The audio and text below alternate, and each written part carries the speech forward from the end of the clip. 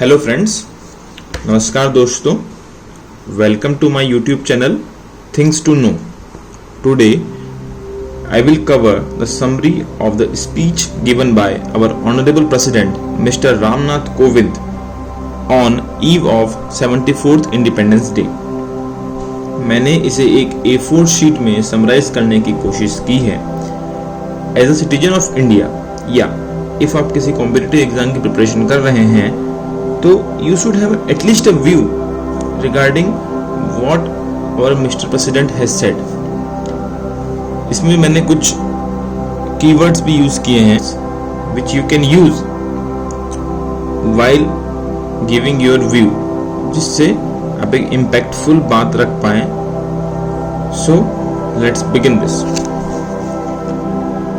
In the initial speech given by mister president, उन्होंने कहा है कि हम बहुत भाग्यशाली हैं that Mahatma Gandhi became the guiding light of our freedom movement. वो संत भी थे और पॉलिटिकल लीडर भी थे। ये एक ऐसा फेनोमेना है जो सिर्फ भारत में ही हो सकता है। एक उन्होंने बहुत अच्छी चीज कही, troubled by social strife, economic problems and climate change, the world seeks relief in गांधीजी's टीचिंग्स। मतलब कि पे वर्ल्ड जो है वो गांधी जी के विचारों से, गांधी जी की सीख से आगे बढ़ सकता है, सॉल्यूशन निकाल सकता है। फिर इसके बाद उन्होंने पेंडेमिक के बारे में चर्चा की। उसके बाद उन्होंने ये भी कहा कि अभी फिलहाल हाल ही के दिनों में नॉर्थ ईस्ट में और ईस्टर्न स्टेट्स में फ्लड्स की वजह से भी काफ़ी बुरे सिचुएशन पैदा हुए हैं, लेकिन हमारे डिजास्टर रिलीफ टीम के हेल्प के थ्रू उसे नलिफाई किया गया। फिर उन्होंने एक फैक्चुअल बात भी कही थी कि साइक्लोन अम्फान वेस्ट बंगाल और उड़ीसा में हिट हुआ था। ओके, देन उन्होंने प्रधानमंत्री गरीब कल्याण योजना, इसका जिक्र किया, which enabled crores of people to earn their livelihood and mitigate the impact of job loss, dislocation and disruption caused by the pandemic। जैसे कि हम सभी जानते हैं कि कोविड-19 पेंडेमिक की वजह से काफ़ी लोगों की रोज़मर्रा ज़िंदगी में काफ़ी दिक्कतें आई हैं। काफ़ी लोगों के जॉब लॉस हुआ है, काफ़ी लोगों को माइग्रेट करना पड़ा है, फोर्सफुल माइग्रेशन हुआ है। फिर उन्होंने प्रधानमंत्री गरीब कल्याण अन्न योजना के बारे में भी बात की, जो कि largest free food distribution programme in the world है। इस फ्री फूड डिस्ट्रीब्यूशन प्रोग्राम में लगभग 80 करोड़ लोगों को हर महीने 5 kg राइस या वीट प्लस 1 kg चना हर महीने प्रोवाइड किया जाएगा। इसका एक्सटेंशन हुआ है at the end of November 2020 तक। इसके अलावा उन्होंने one nation one ration card scheme के बारे में भी बात की है, जिसका मूल उद्देश्य है to ensure that migratory ration card holders get ration anywhere in the country. All the states are being brought under the coverage of this scheme. फिर इसके बाद उन्होंने वंदे भारत मिशन के बारे में भी बात की है। वंदे भारत मिशन, जैसे कि आप सब जानते हैं कि एयर या फिर वाटर रूट, मतलब नेवी के थ्रू भी हमने काफ़ी सारे हमारे इंडियंस जो कि standard anywhere in the world हैं, उन्हें वापस लाने की कोशिश की है। Also, few days back, India got the non-permanent seat of United Nations Security Council। ये भी हमारे लिए एक बहुत अच्छी बात है। साथ ही साथ इसके लिए उन्होंने एक बड़ा अच्छा वर्ड यूज किया था कि the overwhelming support India got at the election is a testimony to the goodwill we enjoy internationally।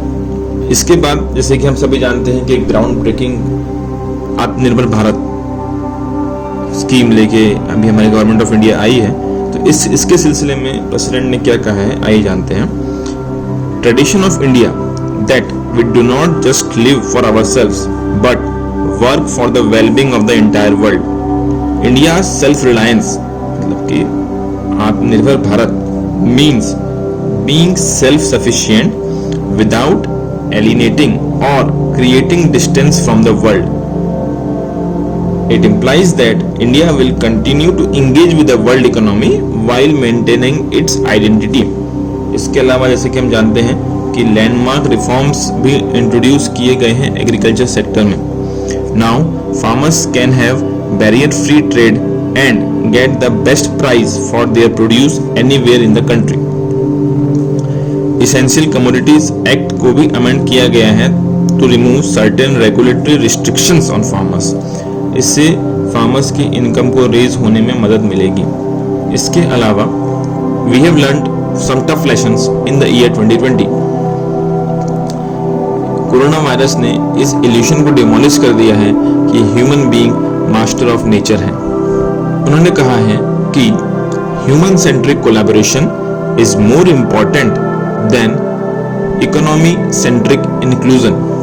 Present context की अगर मैं बात करूं तो the greater this change the better it will be for the humanity. उन्होंने एक बड़ी अच्छी बात कही कि the 21st century should be remembered as 21वीं सदी को याद किया जाएगा।